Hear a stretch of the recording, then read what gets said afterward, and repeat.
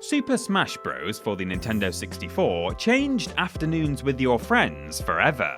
Its innovative fighting style and roster of famous mascots made the game an instant smash, pun fully intended, and Nintendo has followed it up with 4 or 5 sequels, depending on how you count them, adding more and more memorable characters with each release. Since its launch in 1999, many companies have tried to imitate the success of Super Smash Bros. Nickelodeon, Sony, and most recently Warner Brothers have all gone to the crossover platform brawler well over the years, with varying degrees of success. And that got us thinking.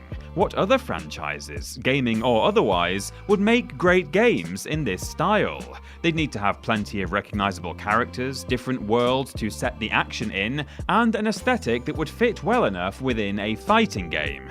I suppose that rules out my fantasy of British sitcoms Brawler. One day I will see Captain Mannering beat the hell out of Hyacinth Bouquet. One day!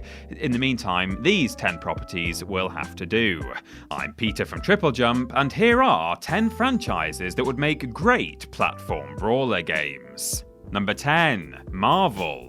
If there's any franchise that loves a crossover, it's Marvel. Stan Lee's wacky world of stones, spaceships, and spandex has made the movie crossover a staple of modern cinema, and has made a lot of people Tony Stark levels of rich in the process. While there have been numerous video games in which Earth's mightiest heroes team up, there has yet to be a Smash Bros. Style fighting game pitting them against each other. The closest they've come is probably 2015's Mighty Heroes, which pitted teams of superheroes against each other. However, this was a mobile game, and you can get beaten up in the TripleJump offices for just thinking those words in your head. Ugh. A platform brawler with Marvel heroes would be nothing short of spectacular. The company has dozens of iconic characters to its name, each with their own signature fighting style and special attacks. The options for strategy are endless, and hours of fun are sure to be had watching the great and the good tear each other limb from limb. Also, we could finally pit Spider-Man and Deadpool against each other and put that age-old debate to rest. I mean, Spider-Man, obviously, but they should still make this game just to prove it. Number 9. Final Fantasy. If you were to ask me what there were more of, Final Fantasy characters or grains of sand in the world, I think I'd genuinely have a hard time reaching the right answer. Across 15 main installments and countless other spin-offs and crossovers, the Final Fantasy universe is almost as large as the real universe at this point, making it a prime candidate for a massive crossover experience. The possibilities for Final Fantasy Dream matches are endless. Imagine the original Light Warriors going toe-to-toe with villains such as Sephiroth and Kefka, or the chance to pit characters from the main series of games against those from Tactics. It would be a Final Fantasy nerd's wet dream, although you could argue that already exists in the form of DeviantArt.com. Putting that thought mercifully aside though, a game like this could also act as a gateway into the series for new fans. Final Fantasy has so many installments, each with their own complex lore, that diving into the main games can be a bit daunting. Give players a chance to beat each other senseless with some of the best characters across the series though, and maybe more of them would be enticed to pick up a copy of a numbered game and give it a try. Number 8. Star Wars. Flight sims, racing games, RTS, MMORPG, Lego. Is there a single type of game the Star Wars logo hasn't been plastered all over? Well yes, platform brawlers. That's sort of why we're here, keep up. Like Final Fantasy, Star Wars has many different strands that could be pulled together to form a really exciting crossover game. Not only do you have the 3 main film trilogies, but also the various animated series, live-action TV shows, and standalone movies like Rogue One and Solo.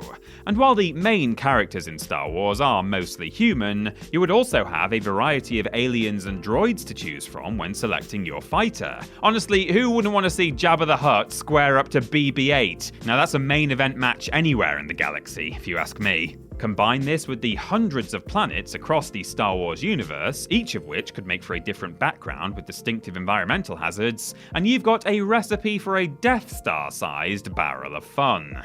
Just remember, if one of your friends picks Chewbacca, let the Wookiee win. Number 7. Transformers. If Michael Bay has taught us one thing, it's that films about big robots knocking the gears out of each other make lots of money. If Michael Bay has taught us two things, it's that those films make lots of money and that robots have testicles. Oh. Enemy scrotum. Still, we're focusing on games right now rather than robot anatomy, and surely the stage is set for a platform brawler featuring the best and brightest from the world's greatest toy commercial. To the casual viewer, it might seem like the Transformers canon doesn't have enough notable characters to make a game like this work. Now let's see, there's Optimus Prime, Megatron, the yellow one, Jeff the Plane Guy, Roboraptor. Die Hard fans, however, die-hard fans of the series, not fans of Die Hard, will know that Transformers has a rich history of distinct characters. The movies might make it seem like the only paint colour that exists on Cybertron is grey, but the original cartoon features a whole rainbow of robots in disguise. And before you ask, yes, the pink one is the girl Transformer. It was the 1980s, things were, well, more sexist back then. Transformers is already all about big robots bashing into each other, so you really wouldn't have to change much. Just throw in some fun transforming mechanics and you'd have a child's toy box come to life. Not literally, thankfully. Number 6. Dragon Ball Z. To the uninitiated, the world of anime can be a scary place. To the initiated, the world of anime is still a scary place, you just learn to live with it, I think. Even the greenest of anime novices, though, could tell you that the genre is packed with unforgettable characters and over-the-top fight scenes. That applies in spades to mega anime Dragon Ball Z.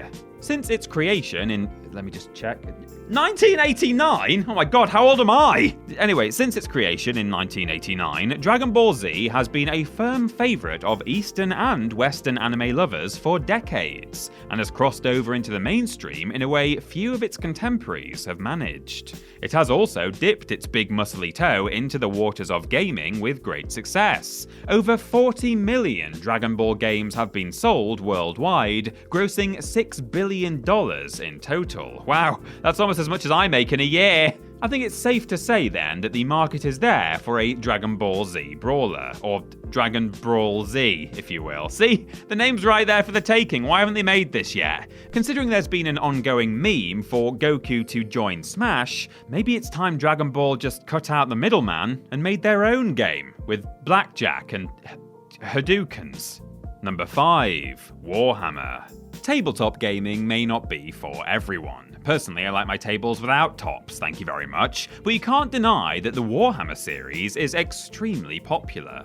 With board games, novels, and an animated movie to its name, Warhammer is a cultural icon, even if you did get your head flushed down the toilet for liking it at school.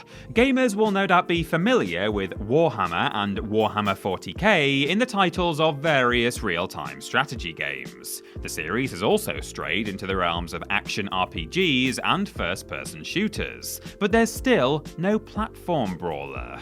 The series has all of the necessary ingredients, the diverse cast of characters, the various fighting styles, the striking locations, it's all there. And pitting the characters together in such an unexpected way could help Warhammer open its doors to hordes of new players. Or it could backfire spectacularly and Games Workshop could flush my head down the toilet instead. Oh, the irony. Number 4. The Muppets. If you fancy a bit of silliness in your platform brawler, then do we have the puppets for you.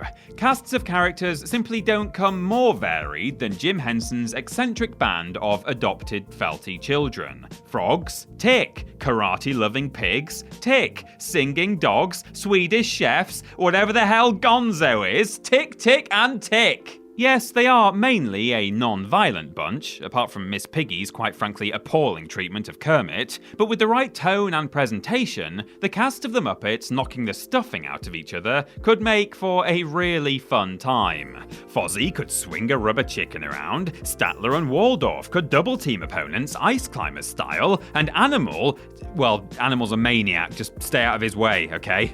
What's more, you could bring in other Henson creations as DLC, meaning Sesame Street, Fraggle Rock, and Labyrinth are all fair game to join the battle. If you don't want to see Ludo go one-on-one with Sweetums, then you are lying to me and you're lying to yourself. Number 3. The Simpsons. Infamously, The Simpsons' last major fighting game went down about as well as gazpacho at a barbecue. But if this game were ever made, then we promise that anyone involved in The Simpsons wrestling would be kept as far away from development as physically possible. See, that's the thing about Simpsons wrestling. It should have actually worked. The idea of your favourite Springfieldians bashing each other to pieces with themed special attacks is a hit on paper. Sadly, video games aren't made on paper. In the case of this one, it was made on a broken engine. However, with a bit of rejigging and a lot of whatever the hell this is-ing, a Simpsons platform brawler is a license to print money. Homer versus Mr. Burns at the top of the power plant, Carl versus Lenny in Moe's Tavern, Bart and Lisa in a fight to the death. Okay, maybe I got a bit carried away there, but you see my point. Throw in the original voice cast, those who are still with us, and some great Simpsons-style writing, and you've got yourself a truly impressive Simpsons game that will hopefully wash that awful wrestling taste out of fans' mouths. Number 2. Pokemon. You might think that Pokemon is as resistant to change as your nan is to her new telly, but the series has tried a few times to diversify. We even made a list about it, because of course we did. This diversification has even stretched to fighting games in the past, notably Pokken Tournament, a portmanteau of Pokemon and Tekken. Of course, Smash Bros. Already features numerous Pokemon as playable characters, but there are like 900 of the things. I'm pretty sure we can avoid overlap. It would be great for fans of the genre to have a wide sampling of Pokemon to play as, being able to fight other critters using all of your favourite moves in real time. With Pokemon now being regularly released on home consoles, it could be the time to try out more new formats with the series. Just make sure you thank TripleJump when Pokemon Smash comes out in 2035. You're welcome. And number 1, Disney. It may have escaped your notice, but ask yourself, what do half of the entries on this list have in common? Yes, that's right, they are all owned by the same megalomaniacal rodent. It feels like every other movie or TV show nowadays has some connection to the House of Mouse. Whether it's superheroes, spacey boys, or little green frogs, Walt has a cryogenically frozen finger in all of their money-making pies. And if the franchises we've already mentioned aren't enough, Disney has its own catalogue of original characters to draw on too. Picture a game in which Buzz Lightyear could battle Iron Man, Wall-E could trade blows with R2-D2, and Carl from Up and Grandpa Simpson could find out who was the best at yelling at clouds. Disney owning everything ever is largely a bad thing, but if one positive can come from their dominance, then why can't it be the best darned crossover video game in history? Now we just have to wait until TripleJump becomes successful enough to be sold to Disney, please follow our Facebook page for the love of God, and we can finally get our dream matchup of Mickey Mouse versus Billy Ray Walrus. Oh, come on Billy, do us proud.